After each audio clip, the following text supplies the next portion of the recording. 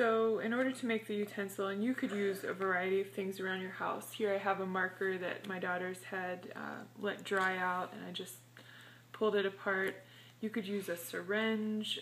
You really could use anything. If you're using a syringe, you might want to cut some of the tip off. So what I'm going to do is feed this through the chewy tube right here, if I can. Kind of like threading a needle. So I'll push that through. And now I'm going to tie it as close as I can to the end of the sponge. And the purpose of this is, well, I'll show you when I'm done. But basically it won't work unless you have a means of keeping that current going.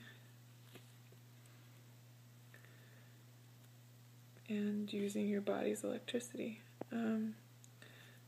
So, excellent knot tying skills here. Okay. Get as close to the end as I'm willing to.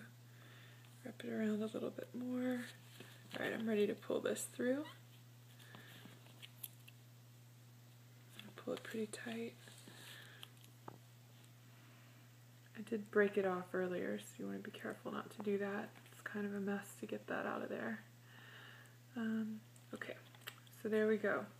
Now for the iPad.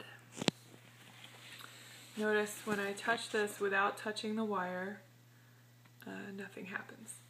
But when I touch it and touch the wire at the same time here, I get instant contact. So if your child, if you're making it in something like this and you're taping it to the outside of their hand and you want to buffer their hand and maybe have some wrapping over their hand in front of the utensil, you can just take this wire and feed it around their hand, just making sure that it has contact somewhere with their skin underneath the wrapping, and it will still work for them. You can also use straps like this one.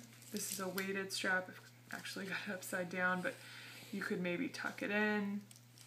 There are definitely a million different ways you can use it, but basically the best thing to know is that dish sponge is amazingly conductive, and I think that's the way to go.